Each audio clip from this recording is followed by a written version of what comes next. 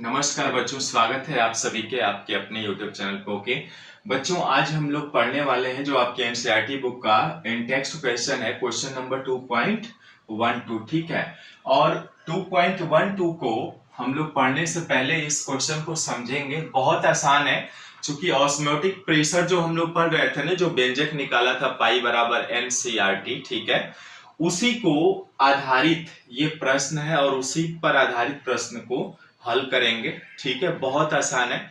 चलिए पढ़ते हैं और समझते हैं। ठीक है, कह रहा है कि 185,000 मोलर द्रव्यमान वाले एक बहुलक के 1.0 ग्राम को 37 डिग्री सेल्सियस पर 450 ml जल में घोलने से, है ना, जो यहां पर सॉल्वेंट का काम कर रहा है, क्या है, जल है, H2O है, उत्पन्न विलयन का, जो विलयन उत्पन्न हो रहा है, यानी जो विलयन आपने बनाया, विलाय क्या है, जल, उसमें कोई पॉलीमर लिया है आपने, उस बहुलक का 1 ग्राम को मिला रहे हैं। ठीक है, कितने डिग्री सेल्सियस पर, 37 डिग्री सेल्सियस पर।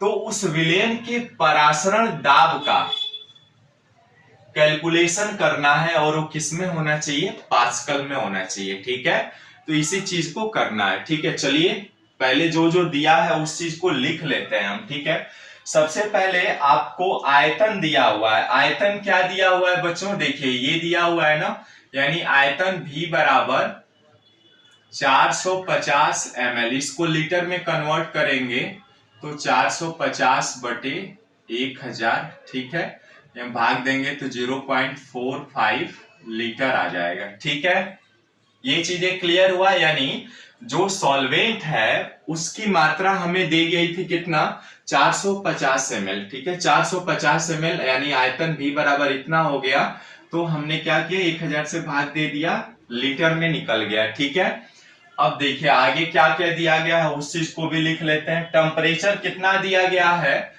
देखिएगा टेम्परेचर कितना दिया गया है बच्चों, टेम्परेचर जो है आपका 37 डिग्री सेल्सियस दिया हुआ है। अब इसको केल्विन में कन्वर्ट करेंगे तो क्या होगा, 37 प्लस 273। ठीक है, 273 को ऐड करेंगे तो ये कितना आ जाएगा, 310 केल्विन आ जाएगा। ठीक है, टेम्परेचर भी कैलकुलेट हो गया। अब क्या दिया गया बच्चों, चूंकि अब हम जानते हैं कि CRT होता है। ठीक है, पाई बराबर परासरण दाब बराबर होता है CRT। ठीक है, C क्या है, कंसंट्रेशन है जो मोलरता को प्रदर्शित करता है, यानी पाई बराबर, यहां पर पाई बराबर आगे आ जाएगा क्या, C बराबर N/V RT आ जाएगा, है ना। C जो है वो क्या है, मोलैरिटी को डिफाइंड करता है, यानी कंसंट्रेशन है, तो मोलैरिटी बराबर होता है विलय के मोलों की संख्या बटे आयतन लीटर में। ठीक है, अब यहाँ पर N/V RT हो गया।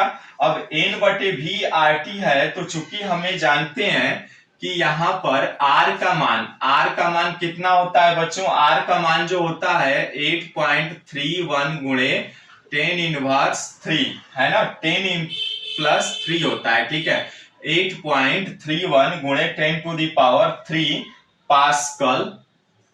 Pascal litre. ठीक है, pascal litre kelvin inverse 1 mole inverse 1 होता है। ठीक है, ये आपका R जो नियतांक है, गैस नियतांक, उसका मान कितना होता है, R बराबर 8.31 गुणे 10⁻3 pascal litre kelvin inverse 1 mole inverse 1 हो गया। ठीक है, अब चूंकि N का मान निकालते हैं, ये क्या है, N उस पॉलीमर का, मोल्स ऑफ पॉलीमर, है ना, यानी मोल्स ऑफ पॉलीमर जो बहुलक है ना, उसके मोलों की संख्या। मोलों की संख्या कैसे निकालते हैं, भार बटे अणुभार, है ना। भार कितना दिया हुआ है, देखिए भार कितना दिया गया है आपको, 1 दिया गया है, और अणुभार भी आपको दे दिया गया है, ये देखिए 1,85,000। ठीक है, ये दे दिया गया, आपके मोलों की संख्या भी निकल गई। ठीक है, अब सिंपल पाई बराबर हम यहां से निकाल लेते हैं, है ना, यानी पाई बराबर आ जाएगा आपका क्या, पाई बराबर इस फार्मूला से आगे बढ़ेंगे हम तो NRT बटे V। अब आगे मान रख देना है, कुछ नहीं करना है आपको। ठीक है, मान रखिए पाई बराबर